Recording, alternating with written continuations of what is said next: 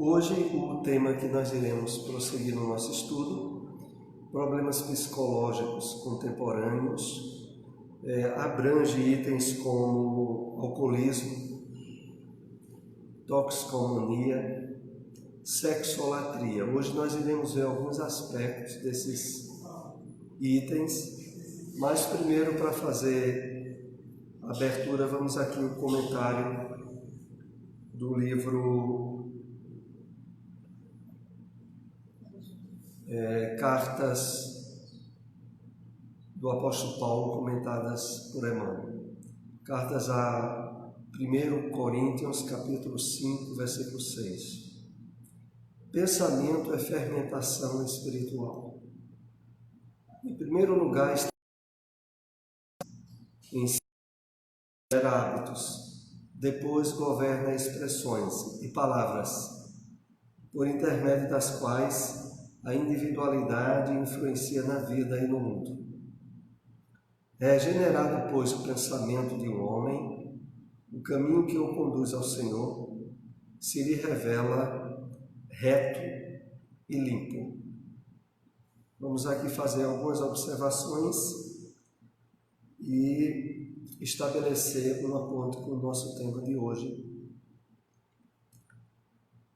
Emmanuel aqui começa nos chamando a atenção fundamental àquilo que é a primeira área de atuação do nosso espírito, no pensamento. É através do pensamento que o nosso espírito interage tanto no mundo espiritual quanto no mundo de encarnados. O pensamento é que ele modifica, influencia e altera tudo o que existe de ordem material. Então nós, por exemplo, estamos aqui numa sala que, para erguimento dela, o pensamento do homem precisou se estabelecer desde a construção dos materiais, aquele que foi o pedreiro, o construtor, o próprio engenheiro, todos atuaram diretamente em suas áreas diversas a partir do pensamento. Então, é fermentação e, em primeiro lugar, estabelece atitudes, gera hábitos e depois governa expressões, palavras. É exatamente aí onde entra o ponto básico de ligação com o nosso estudo da série psicológica de Joana de Ângeles. Porque nós somos chamados a fazer uma ressignificação profunda na nossa maneira de ver e de observar o mundo, desde a aproximação nossa com a doutrina espírita.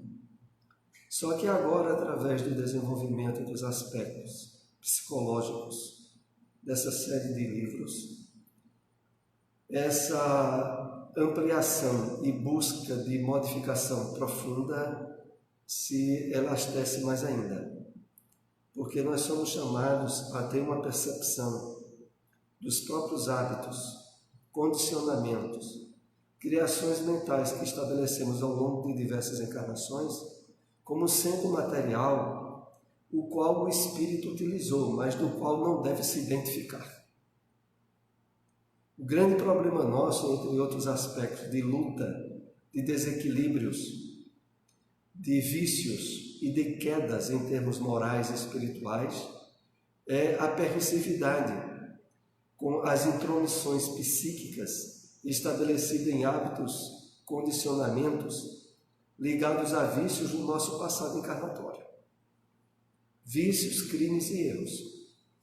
Então é preciso que agora, mais do que nunca, despertando para a realidade do espírito como essência máxima e profunda identificação nossa, nós possamos ver, agir, formatar hábitos, condicionamentos e vícios, atentos a uma busca de identificação nova, profunda, com os valores do Evangelho de Jesus, que estão profundamente alicerçados nesses aspectos de psicologia que nós estamos tratando aqui.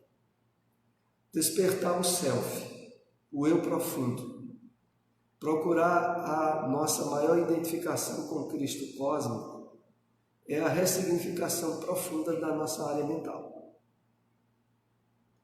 É, em termos de prática de meditação, de interação com os aspectos profundos do ser, um salto no escuro.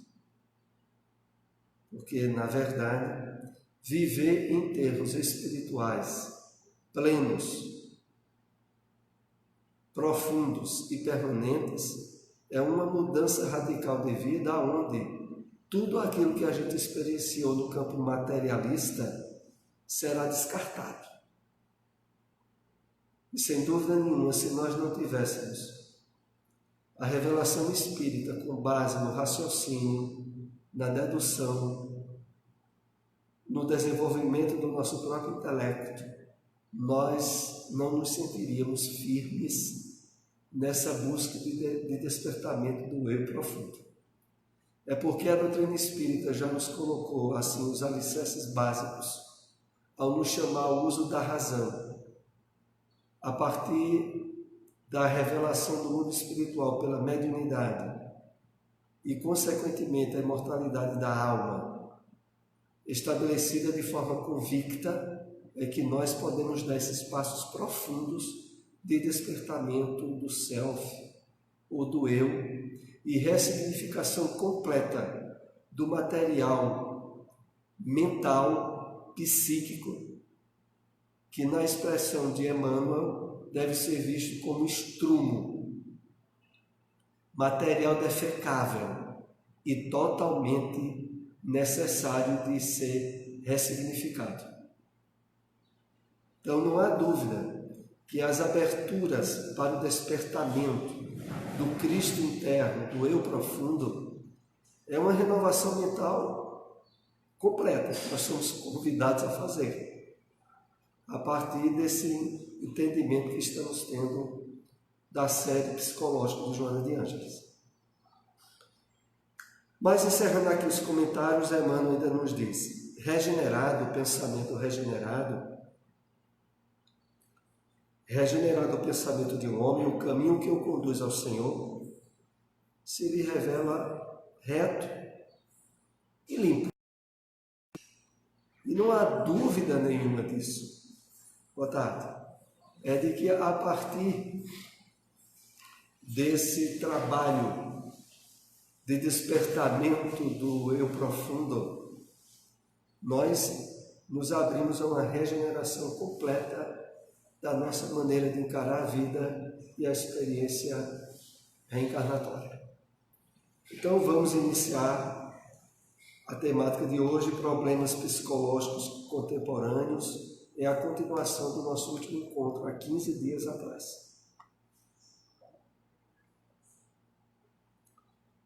As funções superiores da circulação, dos sentimentos, do pensamento e da respiração encontram-se na área nobre, iluminada, enquanto que as da excreção, sexo e reprodução no campo sombra, sem o necessário controle, equiparando-se ao animal.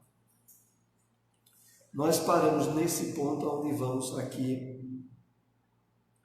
reiniciar as explicações. Então, do ponto de vista psicológico, e poderíamos dizer até no seu aspecto de ligação com o espiritual, aquilo que faz parte do sentimento, da mente, do psiquismo do homem, interliga-se com os aspectos superiores da sua caminhada evolutiva. Em termos de simbologia física, é aquela parte nossa que vai dos pulmões, do tórax, para a cabeça.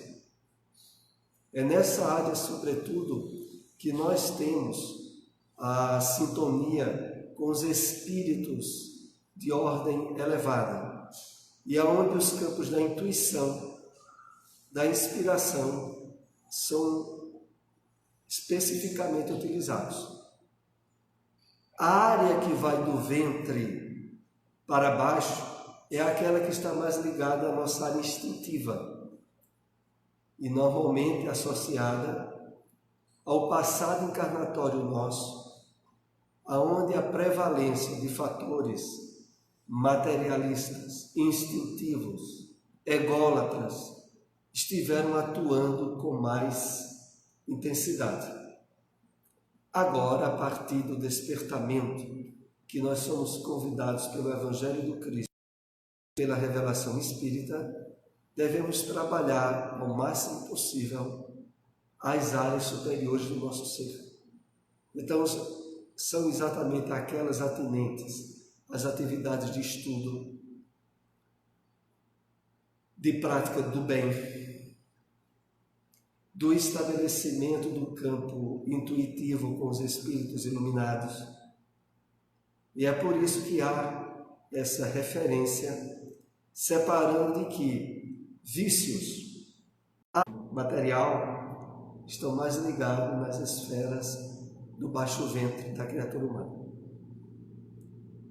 Continuando, a hereditariedade exerce um papel de destaque por oferecer condicionamentos que se fixam nas células do futuro paciente.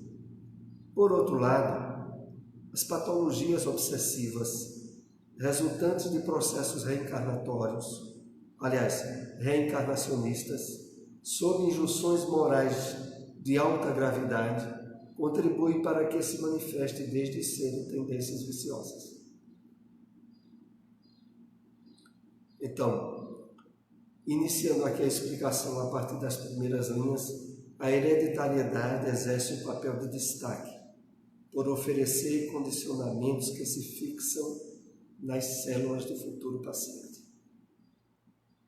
Então, nós trazemos registro do nosso passado espiritual, reencarnatório, sobretudo estabelecido nos códigos genéticos que compõem a hereditariedade do nosso corpo físico.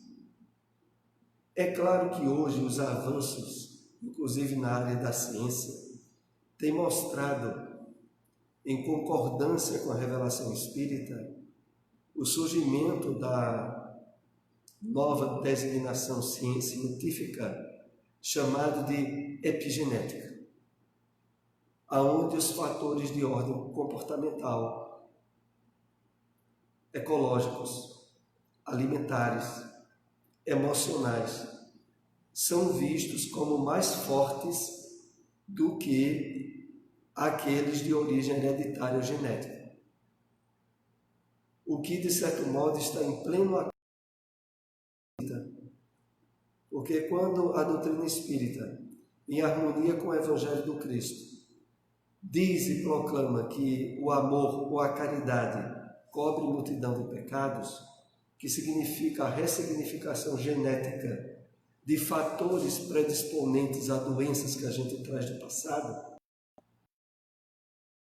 que hoje é estudo na área científica.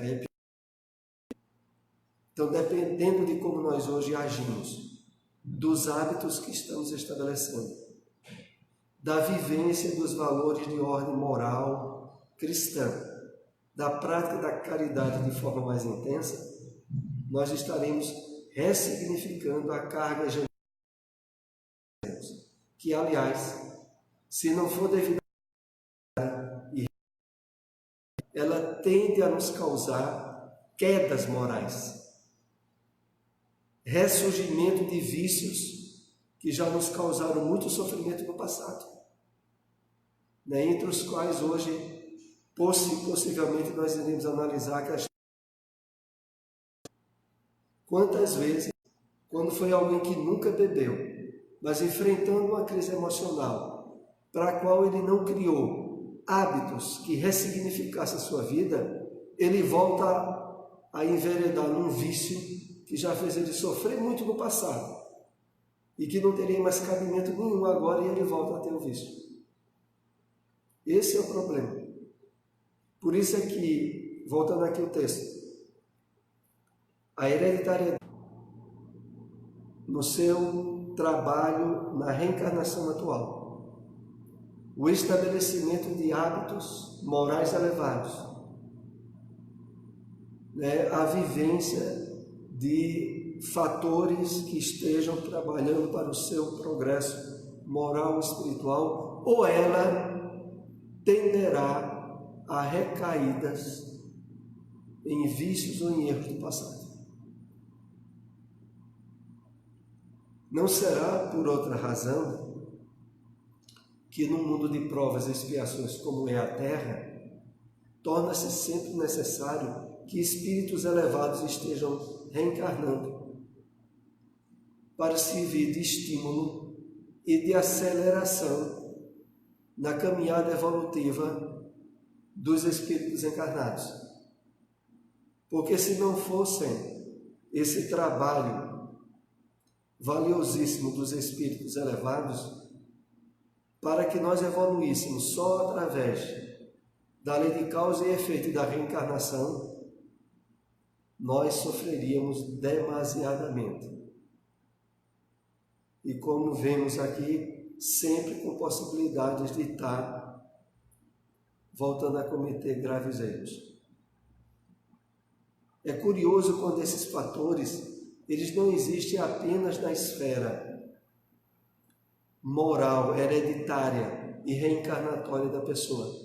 Existe na própria história da sociedade humana. Fazendo um contexto com a realidade, por exemplo, atual no Brasil, está se vivendo a iminência da volta dos anos 60.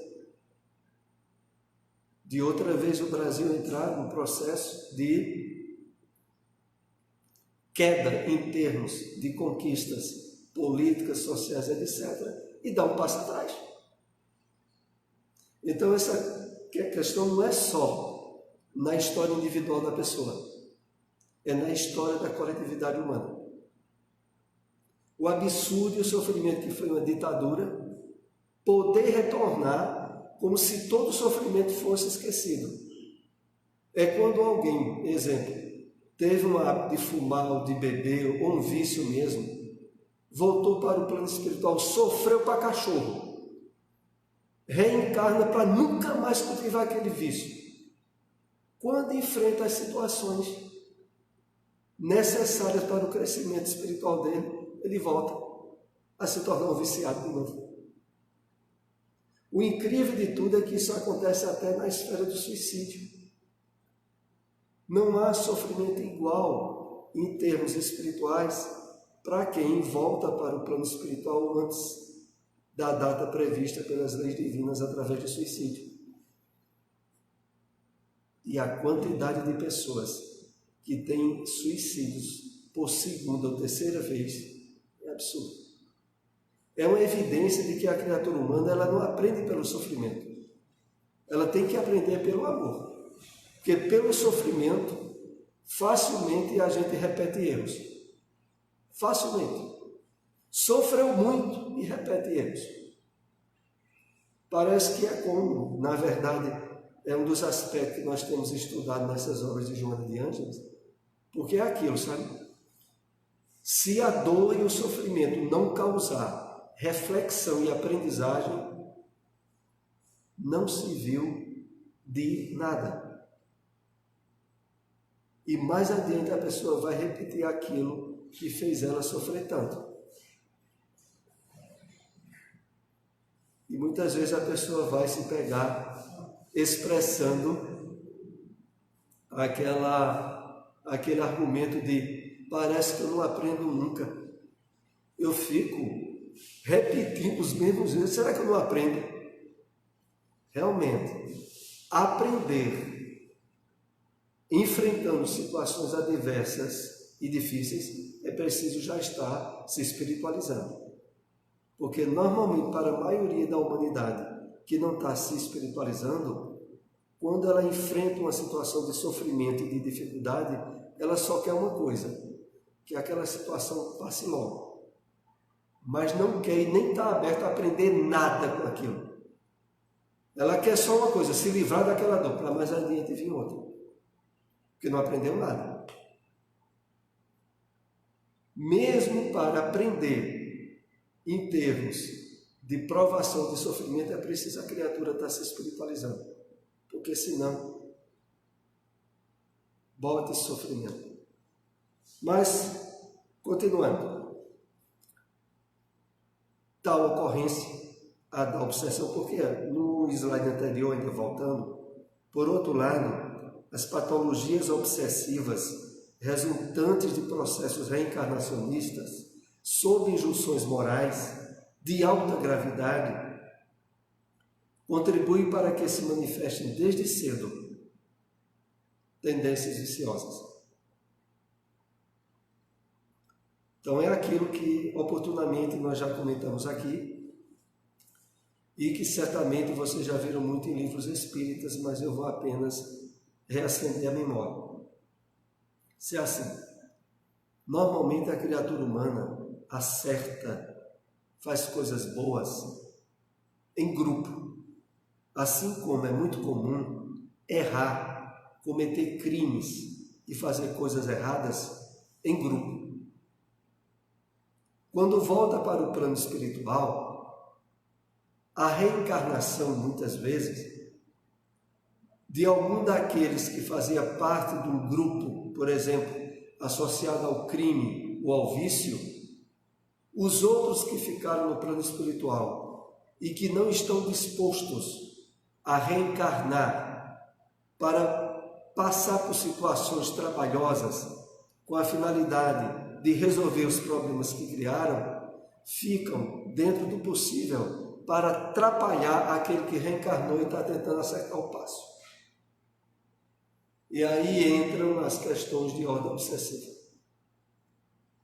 Aquele que voltou e está fazendo esforço para acertar o passo do plano espiritual, ele tem ex-companheiros, entre aspas, porque na verdade é algo que nós vemos muito, mesmo durante os relacionamentos humanos, durante a encarnação, não existe amizade verdadeira no crime, nem no vício.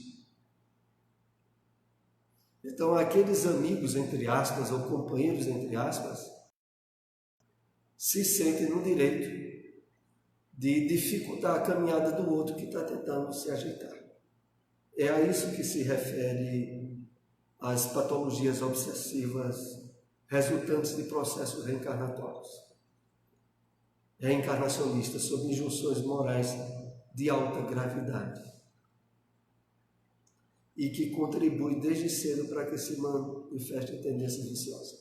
Vejam, esse desde cedo aqui é perfeitamente compreensível e fácil de nós percebermos quando, não poucas vezes, durante a infância, no final da infância, ou no início da adolescência, a pessoa envereda em adquirir determinado vício. Faça certas amizades ou companhias. E quando olha desde a fase mais cedo possível, ela envereda no tabagismo, no alcoolismo, ou se não em um vício pior. O resultado dessas questões do passado reencarnatório, das injunções obsessivas e do fato de que aqui nós também não podemos deixar de listar a conivência do encarnado, a fraqueza dele em querer estabelecer um caminho de renovação definido. Tal ocorrência da obsessão é fruto de reencarnações compulsórias, as quais os infelicitadores se recusaram a aceitar como recurso de recuperação moral.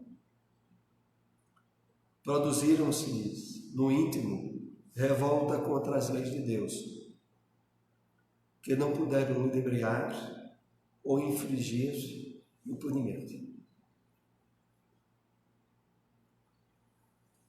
As incidências obsessivas que levam alguém a tornar-se um desequilibrado, um criminoso, um viciado, elas só encontraram o campo de penetração pelas aberturas que aquele que estava encarnado deu em um certo clima de revolta ou de contrariedade à experiência encarnatória que está passando. É assim. Vou colocar aqui um exemplo bem prático para nós. O espírito, ele foi alguém que, através de erros e de crimes, conquistou muita fortuna, muita riqueza.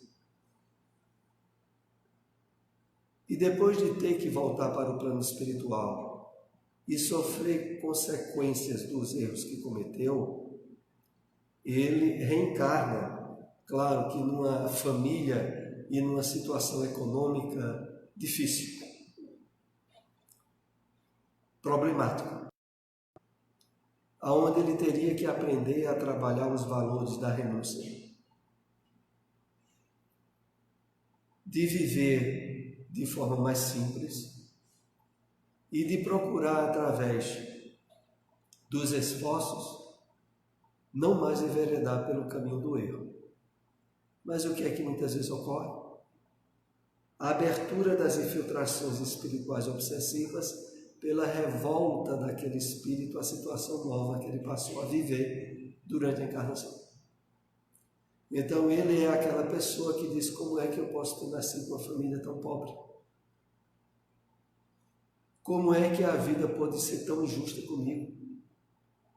Eu não merecia estar numa família dessa. E começa a alimentar pensamentos e aberturas de conquistar facilidades materiais à custa, novamente, de erros e de crimes. E aí começa a haver as injunções obsessivas com a maior facilidade do mundo. Porque o reencontro com aquele grupo que com ele já esteve envolvido em atitudes de roubo facilmente se dá pelas leis de sintonia magnética e vibratória. Essa é a questão. A revolta natural dessa conduta decorrente e os mecanismos de recuperação psíquica abrem campo mental para a indução perniciosa, facultando a sintonia espiritual e a busca insensata da absorção de drogas geradoras de dependência.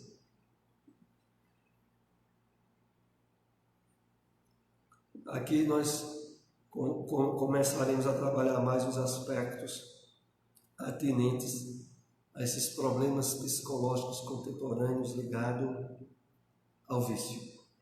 Então, a revolta natural abre campo para a indução perniciosa, facultando a sintonia espiritual e a busca insensata de absorção de drogas geradoras de dependência. No aspecto da sensibilidade às aberturas para o cultivo de um vício, quando olha, se estabelece de uma forma absurda.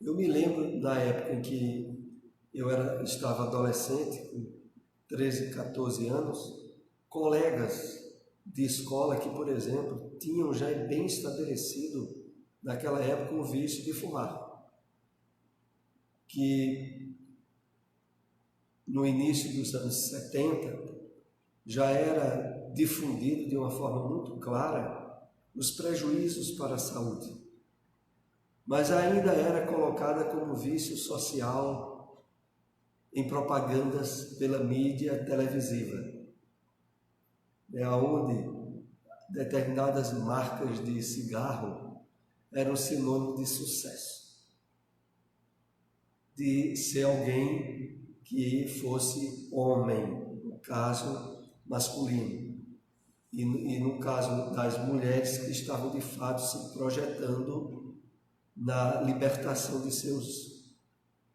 no exercício de seus direitos, né? E fazendo com que, através de um comportamento no qual a sociedade se tornava conivente, o vício se alastrasse.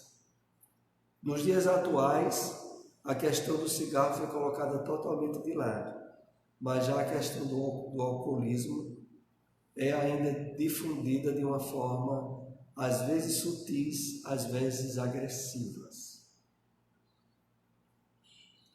Mas isso, vejam, dentro de um campo no qual a criatura humana, no seu processo evolutivo e reencarnatório, é chamado a exercer a superação e, pelo esforço próprio, o estabelecimento de novos condicionamentos.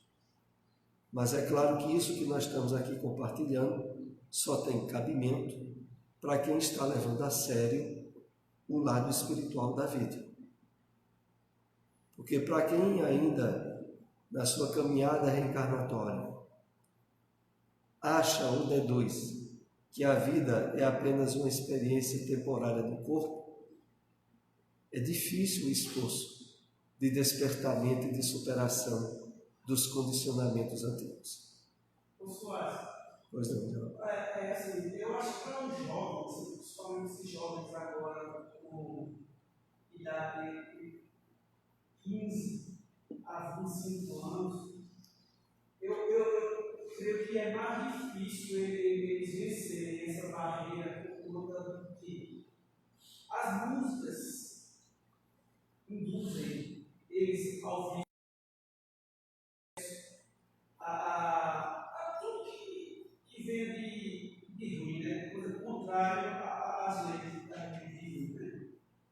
E quando essa família não tem um núcleo bem baseado na religião, né? Uma base religiosa, eu creio que cada vez mais fica difícil. Muito difícil. A gente pode facilmente deduzir que, se não fossem a constante intercessão de espíritos elevados fomentando um movimento religioso de despertamento no homem, como é que o homem iria evoluir simplesmente através da reencarnação? Seria muito difícil, porque mesmo tendo todo o amparo e ajuda em termos da interferência desses espíritos elevados em toda a humanidade, não é só no cristianismo, é nas religiões orientais, né? Onde, por exemplo, hoje nós temos grandes líderes religiosos do budismo, do brahmismo, e muitos, inclusive, que visitam o Brasil, né? E todo esse movimento de reaquecimento do lado espiritual do homem ainda não exerce um papel bem definido devido à planificação que ainda existe do materialismo. Mas não há dúvida que estabelecer uma linha reta da caminhada evolutiva só através do conhecimento e da vivência do bem. Porque fora disso a gente faz caminhos em forma de círculos, de quadrados ou de triângulos, mas voltando sempre ao ponto que partiu. Pelo menos em termos, diríamos assim, se não milenares, mas seculares. Não é, como se diz, um fator surpreendente quando nós lemos nos livros espíritas, por exemplo, naquele romance Renúncia, a dificuldade daquele personagem que é o padre despertar para o lado espiritual da sua caminhada evolutiva. Aonde Alcione, que já houvera sido companheira dele há muito tempo, tinha evoluído demais e ele tinha ficado para trás. Evidenciando de uma maneira bem clara de que só existe um meio de nós resolvermos nossa caminhada evolutiva, é se identificando e vivenciando ao máximo o bem.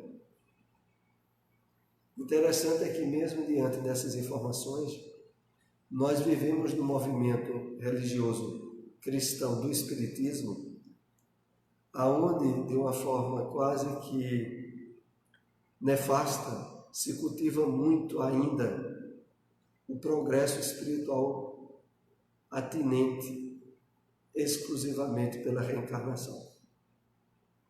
Onde muitas vezes alguns espíritas dizem assim: eu vou ter que reencarnar muitas vezes. Se for só por reencarnar, meu filho, só outro planeta. Porque reencarnar por reencarnar você não vai aprender nada. Você vai repetir erros. Agora, se for pelo esforço de despertamento e iluminação espiritual, aí tudo bem. Não é nenhum exagero do que eu estou dizendo, porque é o próprio Espírito Emmanuel e André Luiz que comenta no livro Vozes do Grande Além, de que milhões e milhões de espíritos encarnam e reencarnam sem aprender nada, apenas repetindo experiências, onde os erros anulam os acertos e a evolução segue a passo de tartaruga. Mas aí é onde aquela coisa da separação, né? Digamos, aqueles espíritos que não conseguiram evoluir nesse tempo, eles vão ser expurgados do planeta e vão reencarnar em outro planeta mais primitivo, né? E se adequem à condição daquele espírito. E sabendo, sempre que, seja em que planeta for, ele terá que chegar ao dia de refletir e resolver, através do uso do livre-arbítrio, encaminhar-se de forma direcionada ao bem. Se isso terá que acontecer, por que ficar adiando tanto? Porque só vai evoluir assim. Eu vi no documentário que durante um ano cósmico, o espírito ele reencarna do planeta mais ou menos 700 vezes. Ele tem esse tempo para evoluir e chegar à condição de um espírito puro. Caso isso não aconteça durante esse período de 25.920 anos, ele é estudado por mundo. Ele não reencarna mais naquele planeta, enquanto ele não conseguir chegar ao padrão vibratório daquele planeta. E em termos de conceitos e explicações, por exemplo, que nós temos de uma forma muito nas obras de André Luiz, ou em livros da mediunidade de Francisco Cândido Xavier, não há uma precisão de números, mas uma coisa eles deixam muito bem evidenciado, é que é preciso o esforço de despertamento espiritual para que o espírito assuma a responsabilidade de sua caminhada evolutiva e não fique sendo como se diz popularmente, uma Maria vai com as outras, repetindo hábitos, vícios e condicionamentos, aonde a caminhada evolutiva deixa muito a desejar. Porque assim, há uma fase embrionária do psiquismo humano, onde o próprio atrito com o mundo material e com os instintos empurra o ser na evolução. É como, por exemplo, nas fases primárias em que nós já passamos na nossa caminhada evolutiva. Mas passada aquela fase bem rústica, instintiva, chega a fase na qual o psiquismo espiritual nosso tem necessidade de um despertamento a nível de consciência retilínea, e aonde o próprio espírito participe nisso. Não serão mais os fatores físicos ou os atritos puramente instintivos que vão dali em diante a sua caminhada evolutiva. E é aí onde está o problema da grande maioria da humanidade nos dias de hoje. Passada uma primeira fase bruta e instintiva, se atinge uma na qual nós somos chamados a assumir a responsabilidade da diretriz da nossa caminhada. É nesse ponto onde muita gente não assume e fica repetindo reencarnações com evolução zero. Ao ponto tal em que, como Geraldo havia citado, surge um momento de reencarnar em outro mundo, porque aqui na Terra não tem mais condições. Mas veja, a evolução em termos da caminhada pela reencarnação se dá desde o mineral, desde o átomo, que esse processo vai. Mas se atinge uma fase na qual, aonde nós somos chamados a assumir a diretriz. E quando a gente não assume, os outros assumem. Os outros os desencarnados obsessores. Os outros os hábitos viciosos de uma sociedade materialista. A pessoa se torna marionete das circunstâncias e das influências. E ela acha que está vivendo a liberdade plena dela. Quando ela é escrava de vícios, de interferências espirituais negativas e de um nível muito baixo em termos de felicidade ou de plenitude existencial. É assim que está uma grande maioria da humanidade nos dias de hoje. Mas voltando aqui ao nosso slide, facultando a sintonia espiritual e a busca insensata da absorção de drogas geradoras de dependência. Porque assim, toda a problemática de sofrimento que um vício causa ao espírito durante a encarnação, ou quando ele volta para o plano espiritual, é porque a satisfação dos vícios estão ligados a um nível energético e vibratório pesado, grosseiro, que seria mais natural ao espírito se ele estivesse numa fase instintiva de caminhada espiritual. Mas ele não está mais. Então ele volta para o plano espiritual, que é um mundo de vibrações mais sutis, mas completamente dissociado e desabilitado a interagir e se sentir bem com esse mundo.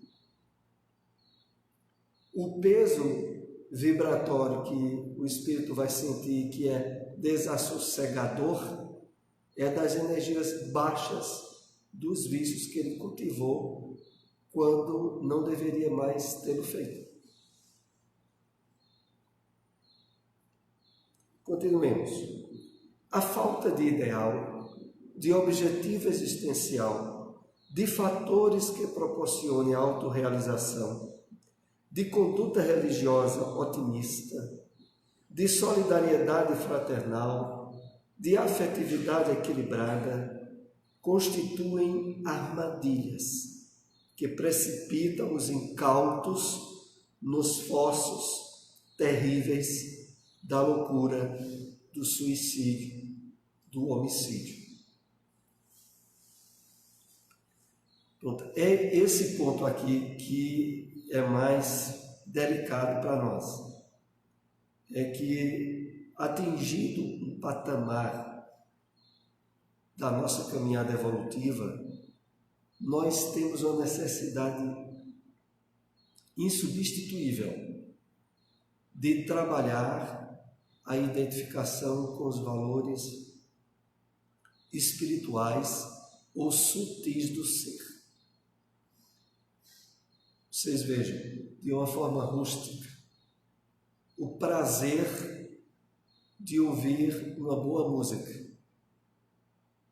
Aqueles que, por exemplo, têm afinidade com músicas de orquestras ou instrumentais, não poucas vezes, quando estão ali envolvidos em ouvir determinados acordes ou instrumentos, sentem um bem-estar e um prazer que só a sensibilidade do psiquismo dele, que está no trabalho de despertamento e de cultivo de outros valores, sente.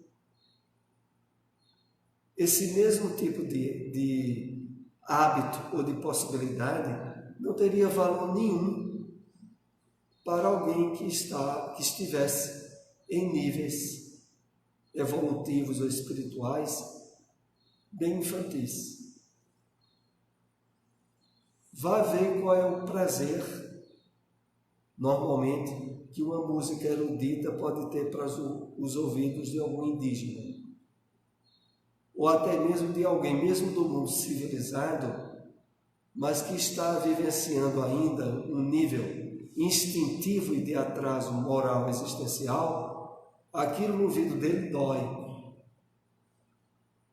Eu digo isso porque lá em casa, quando eu coloco minhas obras, os conselhos de todos, os meninos saem de imitação. Ficam, parece que não repelente. Pai, não é seu, escuta isso. Agora você veja, já o que eles escutam, já aquilo ali me dá um mal-estar enorme. Por quê? São esse contrário, né? Quer dizer, se rebelde, né? Porque, na verdade, é isso que a mídia faz as criaturas, os jovens escutarem, até música de que agora é sofrência, incentivando os adolescentes a usarem algo, a se prostituir, se ligam na televisão para assistir um programa. O que se vê é crianças fazendo sexo, se beijando, quer dizer, que é que a gente está querendo para a nossa sociedade. E aí o que é que ocorre?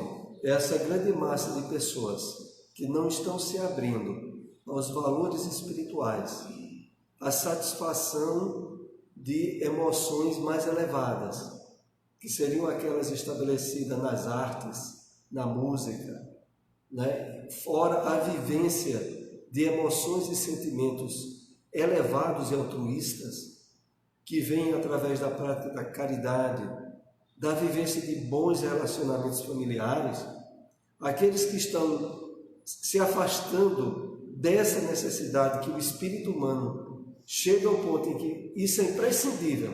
Se não houver, sabe o que é que ocorre? Isso que é colocado aqui. Precipitam os incautos nos fossos terríveis da loucura, do suicídio, do homicídio. Porque se dá o seguinte: a ausência do cultivo dos valores espirituais para o espírito, quando ele chega em determinado ponto da sua caminhada evolutiva, é o seguinte: não vai conseguir manejar as provações e dificuldades que a vida vai trazer. É inclusive a causa mais atinente para o aumento da depressão, do suicídio, da ansiedade e por decorrência do suicídio. Pessoas que deixaram estabelecer um vazio existencial dentro delas, porque não ofereceram abertura para o cultivo de valores espirituais. E depois de algum tempo, a vida, mais cedo ou mais tarde, trouxe grandes frustrações. Aí elas não aguentam. Não aguentam por quê? Porque não trabalharam os valores espirituais. Então é importante entendermos que na nossa caminhada evolutiva chega um ponto em que ou a gente se abre aos fatores promovedores da nossa caminhada evolutiva, prepare o couro para dores e sofrimentos. Porque aí as próprias circunstâncias do mundo material em que nós nos encontramos trará profundas frustrações. E a pessoa se sentirá sem pernas para reagir. É esse o problema. A própria busca dos alcoólicos, assim como dos tóxicos, decorre de uma necessidade inconsciente de autodestruição. Por não dispor de espaço emocional para a alegria ampla, nem as experiências gratificantes do prazer natural. Então, aqui nós somos chamados a analisar e refletir que por trás de toda busca de vícios como álcool, drogas ou qualquer um outro, é uma espécie ao mesmo tempo de fuga e de processo inconsciente de autodestruição. E aqui nós diríamos, mas como é que a criatura humana pode dar campo a atitudes ou comportamentos que promovem a sua autodestruição? Primeiro, por ignorância absoluta da sua verdadeira natureza, que é espiritual. Identificação apenas com os valores do corpo e da matéria. Objetivos e metas da vida que se limitam apenas à satisfação dos instintos ou das necessidades físicas, como se isso fosse o bastante e resolvesse tudo na vida da pessoa. É nesse clima que as portas do vício, mesmo que conscientemente a pessoa saiba que aquilo está destruindo ela, está causando muito mal, ela continua sustentando. Não são poucas as pessoas, e vez ou outra nós temos conhecimento de casos de, por exemplo, alguém, isso mesmo nos dias de hoje, enfrenta uma doença grave, por exemplo, uma doença de coração, mas é viciado em fumar. E o médico diz, olha, tem que parar de fumar de todo jeito. Às vezes a pessoa até tenta, sem muita força de vontade, não consegue. E aí aumenta o processo da doença, e mesmo ela sabendo o risco absurdo de uma desencarnação devido ao vício, ela não tem o vício. Então ali por trás está havendo um processo inconsciente de autodestruição.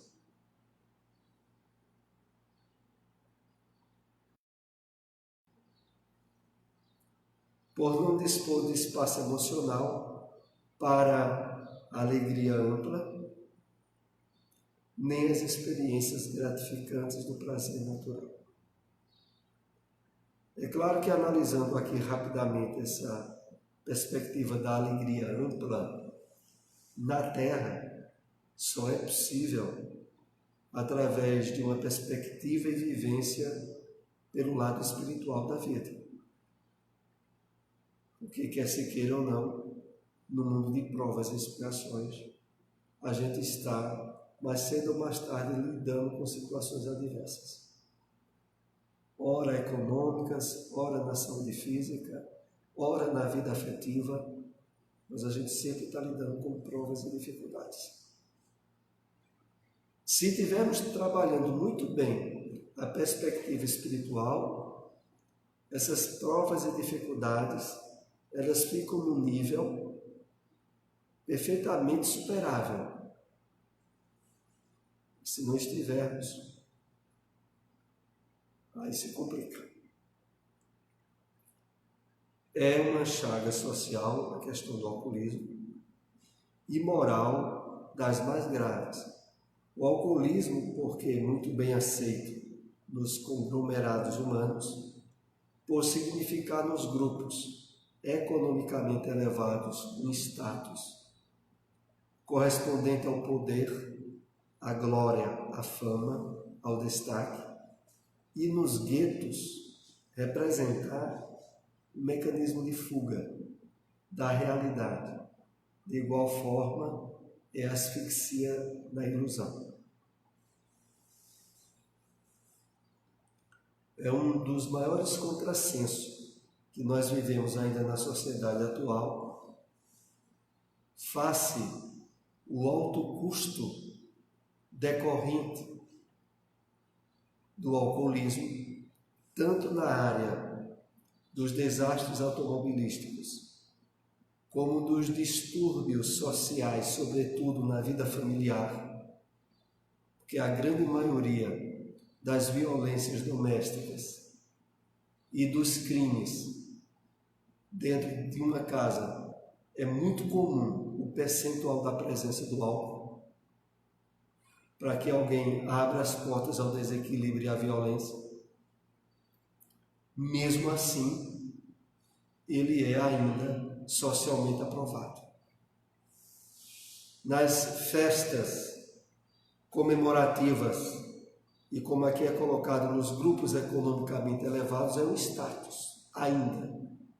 O uísque, a cerveja e outros, como sendo algo que simbolize elevação social. E por outro lado, como o texto coloca, já para aqueles que vivem em situações bem adversas, em termos econômicos ou sociais, é colocado como fuga da realidade.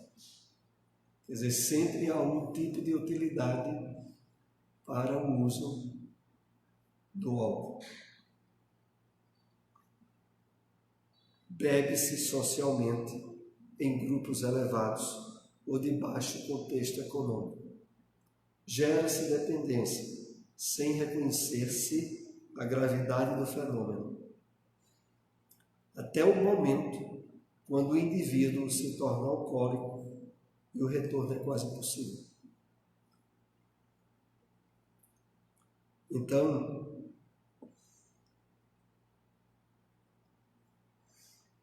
em todas as áreas da sociedade, há as aberturas para a penetração do vício do álcool. Infelizmente, não poucas vezes, até nos grupamentos espíritas, em termos individuais de prática, ainda é comum a cerveja dos finais de semana. Mas de tal forma rotineira e condicionada que é uma forma sutil de alcoolismo, na qual, se a pessoa fizer um teste com ela mesma de ficar 3 ou 4 semanas sem beber álcool no final da semana, ela se sente instável emocionalmente, sente um certo agitamento, porque não teve aquela válvula de escape semanal, o que já evidencia que ela é um alcoólatra, porque ela não consegue controlar mais, no espaço de um mês, a não ingestão do álcool. É claro que, para não estarmos fragilizados por essas agressões do mundo materialista em forma de vícios, é imprescindível que estarmos cultivando ao máximo os valores espirituais, a vivência do bem, o estudo das questões espirituais, a renovação e o esforço de reforma íntima. Se isso não estiver sendo realizado, algo do mundo materialista vai querer preencher e a pessoa vai se sentir à mercê dessas infiltrações nefastas do mundo materialista. Intrinsecamente, em termos íntimos, a criatura humana ela quer estar bem, ela quer estar em harmonia, ela quer viver um nível de bem-estar íntimo, Ou isso é trabalhado de forma espiritual no cultivo de valores elevados, ou algo vai preencher. E o que vai preencher numa sociedade materialista e imediatista, naturalmente vai ser algo associado aos vícios sociais, onde uma das presenças ainda marcantes é o do álcool. Na maioria das vezes, aqueles que acorrem a esses encontros festivos estão fugindo da solidão, dos conflitos pessoais e familiares, do estresse do trabalho, das injunções do superego, castrador e exigente, afogando as exigências, as ansiedades e os medos nos delírios do falso prazer. Vamos aqui fazer algumas observações em cima desse conteúdo. Então, o que está por trás, normalmente, dessa necessidade dos vícios, do álcool, de drogas ou de outros, o que está por trás é o nível de frustração da experiência humana, aonde, naturalmente, as pessoas estão em trabalhos ou em profissões que normalmente nunca são aquelas que elas julgam ideais. Tem empregos ou trabalho cuja remuneração raramente é aquela que ela julga adequada a ela. E o cultivo dos conflitos e das dificuldades de relacionamento familiar, social, causam repetidas vezes frustrações que não conseguem ser diluídas pela ausência de trabalho espiritual da pessoa. Resultado, ela precisa de uma válvula de escape. E a válvula de escape, entre outras, fartamente oferecida, estão aquelas associadas aos vícios. Nós estaremos analisando 3 aspectos, como eu disse no começo: alcoolismo, toxicomania e sexolatria, porque também entra a questão do vício atinente às atividades sexuais, de forma desequilibrada. Então, voltando aqui ao texto, os conflitos pessoais, familiares, o estresse do trabalho, e esse último item aqui, as injunções do superego, castrador e exigente, afogando as ansiedades e os medos nos delírios do falso prazer. Como é essas injunções do superego, castrador e exigente?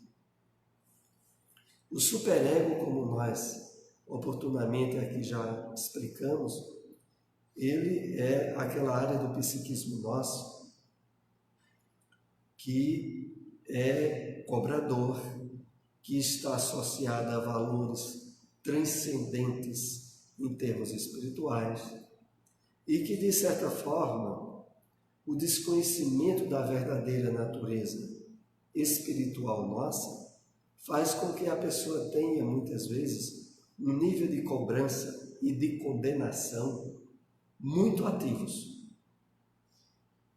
Então, ela está a tal ponto, normalmente, estabelecendo aberturas de se sentir mal, de se condenar, de se frustrar e de se autopunir, que é também um fator que vai lhe empurrar à busca de mecanismos de fuga pelo vício.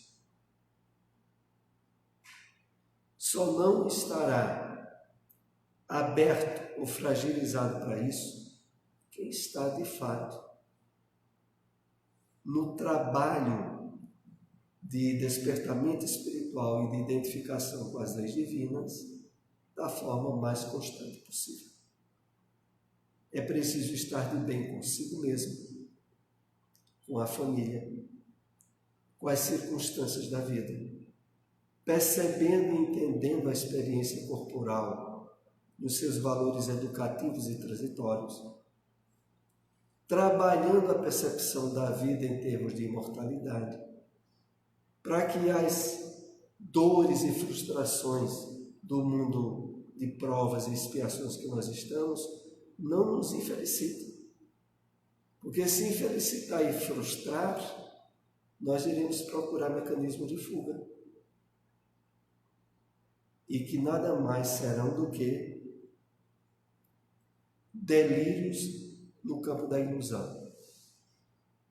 Que não e normalmente apenas criam casos novos. Somente isso. O uso de drogas estimulantes, umas alucinatórias, outras, que geram estados alterados de consciência, têm os seus estímulos nos grupos de desajustados que se reúnem por afinidades de propósitos e de comportamentos, permitindo-se as fugas espetaculares da realidade que temem e tentam anular. Então aqui é a colocação bem genérica a respeito desses mecanismos de fuga pelo uso de drogas, que provocam esse estado alterado de consciência. Vejam, entendamos bem o propósito da orientação que está contida nisso. A pessoa, por não ter buscado a compreensão espiritual da vida e enfrentar dificuldades que lhe causam sofrimento, terá como resultado natural a busca de, diríamos, apagar a consciência, alterar os seus níveis de consciência. O sofrimento e as dificuldades estão imperando de um jeito tão agressivo que a pessoa diz: meu Deus, eu preciso de alguma coisa para sair, né? De dar uma saída disso aí. Aí busca as fugas pelas drogas.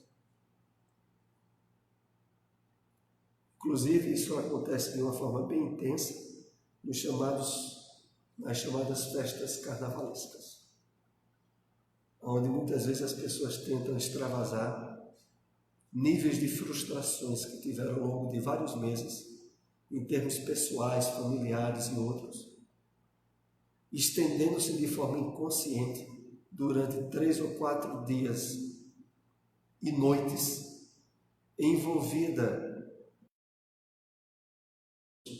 de irresponsabilidade ou de inconsciência, como se não pudesse, de alguma forma, resolver os problemas que elas tiveram ao longo do ano. Então, isso se dá face a essa imaturidade espiritual, a de não saber trabalhar e lidar com os problemas do dia a dia sem que eles causem infelicidade ou frustração intensas na pessoa. Porque a percepção da realidade espiritual da vida não significará a gente ficar à semelhança de um robô, ou ter agora sangue de barata. Não. É mesmo diante daquilo que nos causa algum constrangimento, alguma frustração, a gente ter a percepção espiritual da ocorrência. Utilizar aquilo como forma de aprendizagem e crescimento. Aí aquilo deixa de ser um mecanismo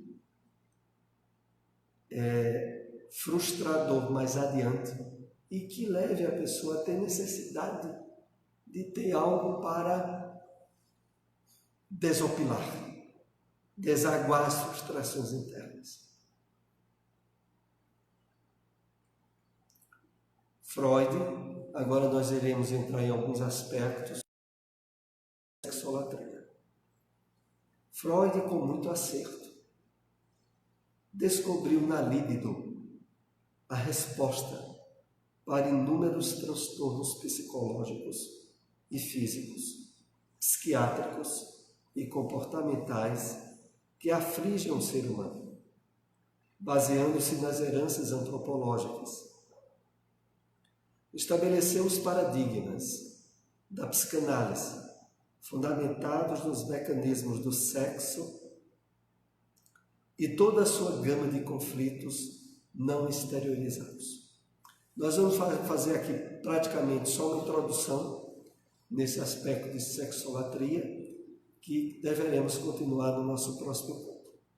Então, Joana de Ângeles começa aqui de uma forma bem impactante, dizendo: Freud, com muito acerto, descobriu na líbido a resposta para inúmeros transtornos psicológicos e físicos. Como é essa história da líbido e o que é isso que Freud, que é o pai da psicanálise, colocou?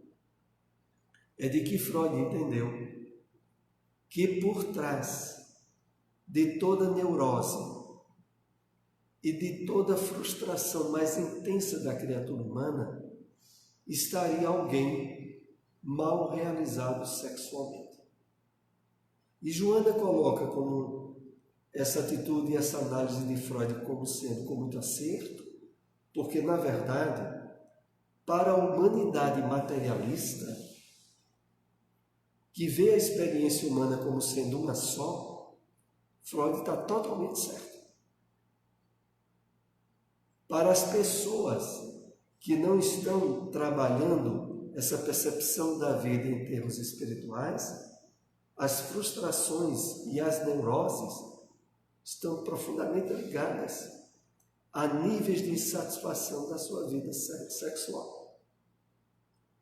E para agravar o problema, nós vivemos na atualidade numa sociedade onde o materialismo e o imediatismo elegeu, sobretudo, o sexo como fator mais predominantemente determinante do nível de felicidade da pessoa. Então isso é colocado pela mídia diariamente, aonde muitas vezes tem sido um fator gerador dos desequilíbrios dos mais altos níveis, desde a sequência absurda que nós vivemos hoje de casos de pedofilia, de estupro e dos desequilíbrios mais variados na área da sexualidade, porque envolvidas no mundo materialista e levando em conta que Freud, nesse aspecto, estava certo, essas pessoas tentam, feito loucas, resolver os objetivos da vida pela satisfação sexual. E o resultado, como nós temos visto, é desastroso. Então nós vamos, a partir desse slide que apenas fizemos aqui um breve comentário, continuar esse tema sobre o aspecto da psicologia de Joana de Ângeles no nosso próximo encontro. Nós vamos agora encerrar o estudo de hoje pela prece. Vou pedir aqui a nossa irmã Silmara para ser a intermediária da prece para nós.